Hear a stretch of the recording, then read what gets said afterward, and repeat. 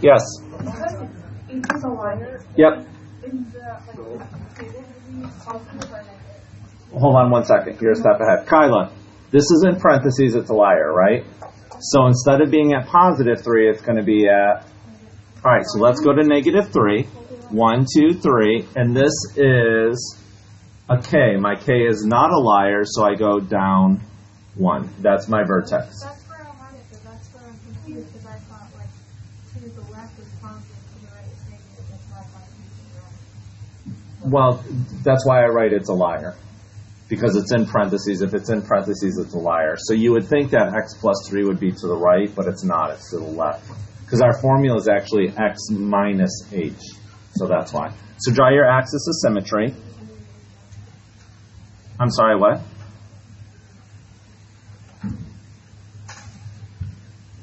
Someone said something. Can I help? Okay. All right, so from there, we need some points. Does it matter what points I use? No. So what would be a good point to use? Positive 2 or negative 2? Well, that's my question. I would use negative 2 because it's a lot closer. Because 2 is going to be way over here and it could be up around, it could be really far up. So I'm going to use negative 2. So 2 times negative 2 plus 3 squared minus 1. Negative 2 plus 3 is 1. 1 squared is 1. I thought someone said 4. 2 times 1 is 2. 2 minus 1 is 1. So back 2, up 1. Back 2, up 1. Okay, I'll wait. Okay. Negative 2 plus 3 is positive 1. 1 squared is 1. 2 times 1 is 2. 2 minus 1 is 1. So where did you get the back 2 from? Where did I get this from? I just chose a point close to the axis of symmetry. Yeah. Yeah. And then we do the same thing on the other side? Almost. Hold on. We have one step before we do that. If you notice, this point is 1 to the right of the axis of symmetry, correct? Yeah. So I should reflect it over my axis of symmetry and put it 1 to the left of the axis of symmetry. Yes, then you are correct. So now we need one more point. What would be a good point to use? Well, you could do negative 4, except for we already know where the point is on negative 4. It should come out to be 1. So you could do negative 5. No, you don't. All right, so Kyla, you chose negative 5, right? What's negative 5 plus 3? Negative 2 squared. 4. 2 times 4 minus 1. There you go. What sucks about that? Nothing. Thank you. No. All right, so 1, 2, 3, 4, 5, up 7. 1, 2, 3, 4, 5, 6, 7 didn't exactly fit on there very well, but there's worse things in life. All right, so how far over is this from our axis of symmetry? It's 2 to the left, so I should go 2 to the right. Nice. Nice hiccup. There you go. Congratulations. You just graphed a parabola in vertex form. You're going to get a lot of practice tomorrow. Tomorrow is just a practice day, and if you get stuck, what can you do? Ask me for help. All right. Please turn the page. We are going to move on to factor form.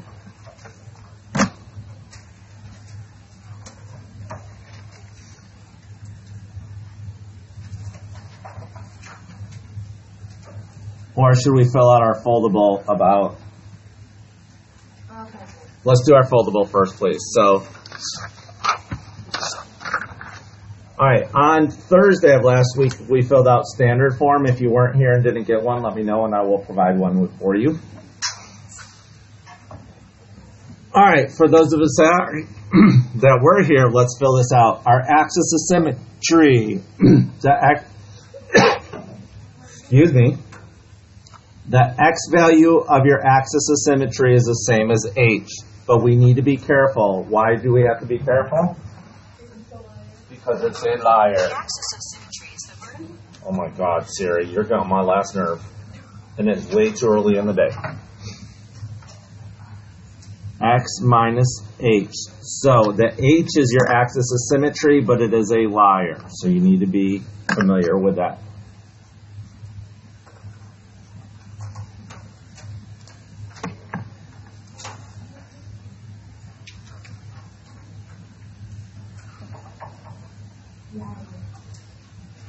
All right, our vertex is h comma k.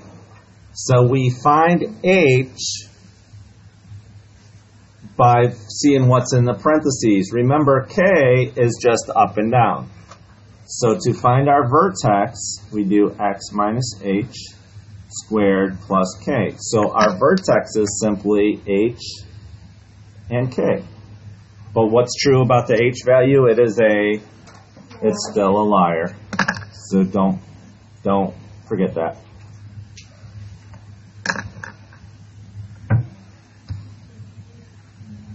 K is your up and down, and it's not a liar. Yep, the K is the Y value of your vertex. All right, how do we graph in vertex form? First thing we do is find the vertex. So, find vertex.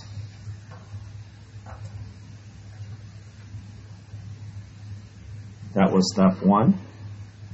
Step 2, use function table.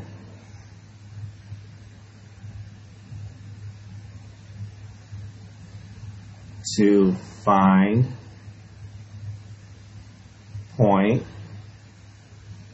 and reflect over axis of symmetry.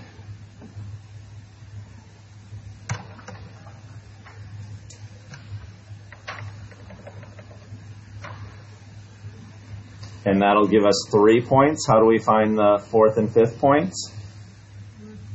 Repeat step 2. So really what we're doing is we're using we're transforming the function. That's really all we're doing.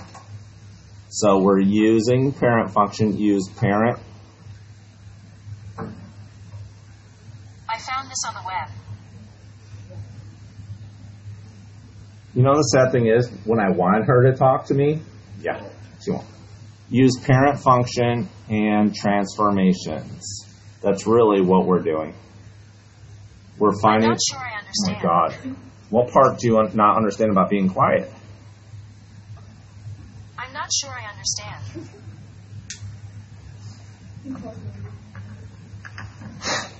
All right, so really what we're doing is our vertex starts at 0, 0, correct?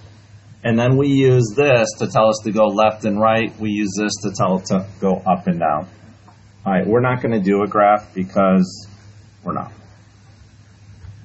There's really no reason to. Actually, we will. I changed my mind. Just draw a little function. Draw a little coordinate plane, please. Doesn't have to be anything overly fancy. It can even be diagonal if you want, or crooked. So the first thing we did is we found our vertex. We found our vertex. And this is a fictitious graph, so it doesn't exactly matter how you do it. We find our axis of symmetry.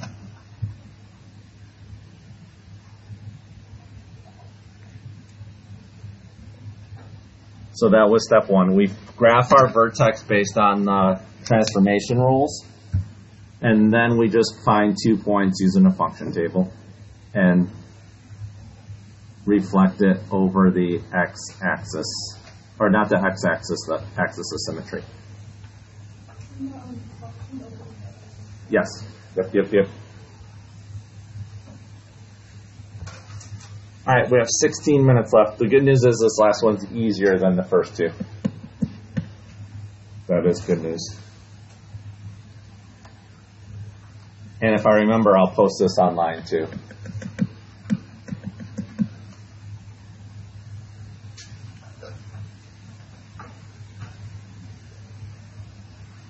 All right, can I go on? Anyone need more time?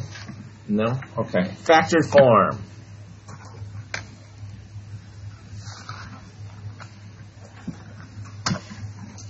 F of x equals a x minus p x minus q. It's a polar bear in a snowstorm. Any thoughts on what P and Q are? Nope. You're close though. X-intercepts.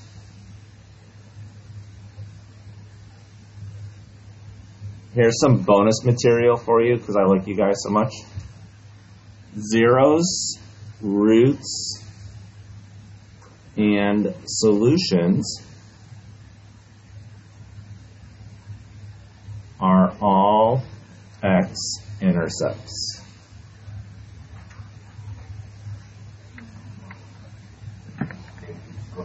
Yep, sorry.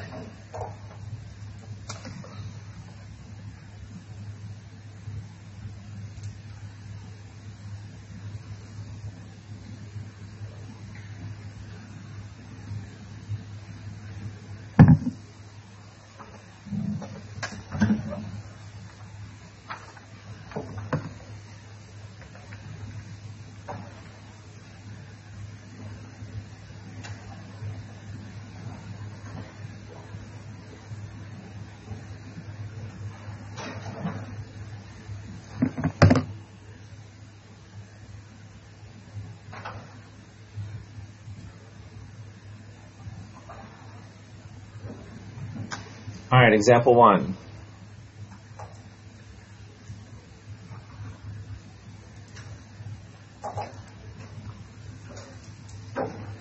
Well, f of x equals 2 times x minus 1 x plus 3. Yes. Yes, they are. So draw a little graph, please. I really don't know. I know this graph is opening up, but I don't know how big it is. So hopefully this is big enough.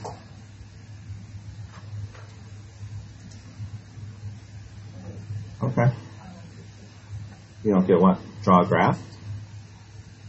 Those are both x-intercepts? Yep. Draw your graph and I'll prove it to you. So the vertex is under. Mm-hmm. You are correct.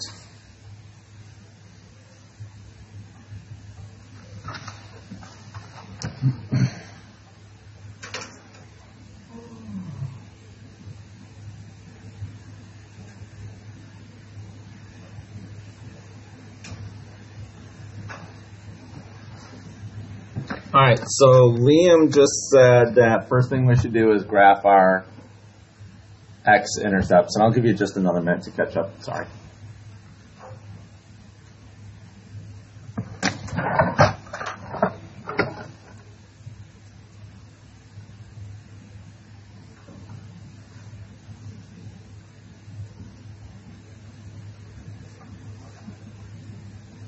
Job I would not be good at, nail salon tech. I can't even use whiteout well, let alone nail polish. No, I just think I usually use the tape, but. All right, so Liam said these are both liars, correct?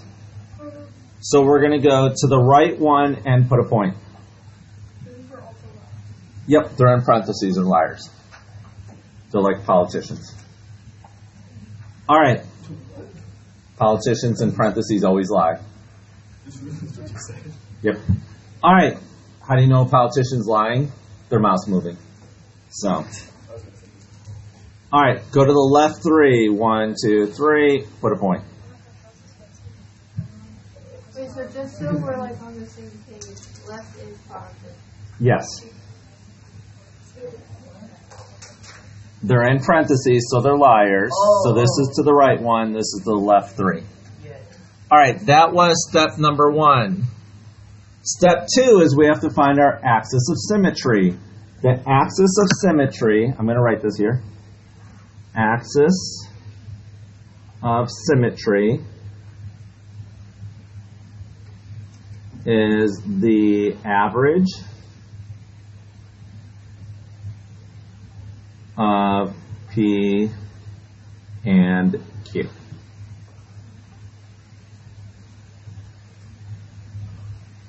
So where was P at? P was at positive 1, correct? Where was Q at? Divided by 2. What's 1 minus 3? Negative 2. Negative 2 divided by 2 is negative 1. So my axis of symmetry is going to be at negative 1.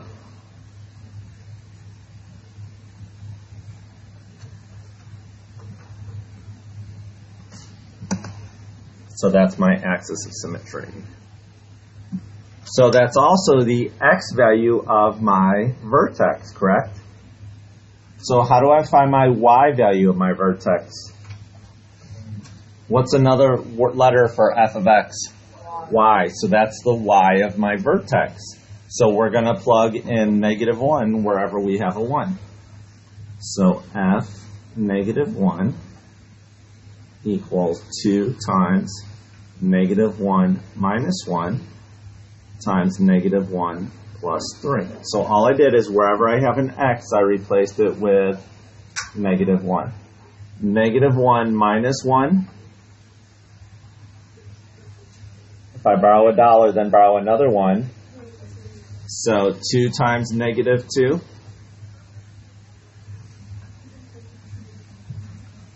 Okay. Hold that thought for a second. Negative 1 plus 3. So now let's multiply these together. 2 times negative 2 is negative 4. Negative 4 times 2 is negative 8. So I need to go down further on my graph. 3, 4, 5, 6, 7, 8. Alright, so negative 1, negative 2, negative 3, negative 4, negative 5, negative 6, negative 7. What? Yep. So I went back 1 and down 8. This is a really tall, skinny graph. Then how do we find I'm sorry, what? You were both talking at once. Yep, negative 1, negative 8. What was your question, Liam? Is negative 16. They're possessed today. What? how do we find the next two? That's it. We're only doing those points on this. So on that note, we are done for today.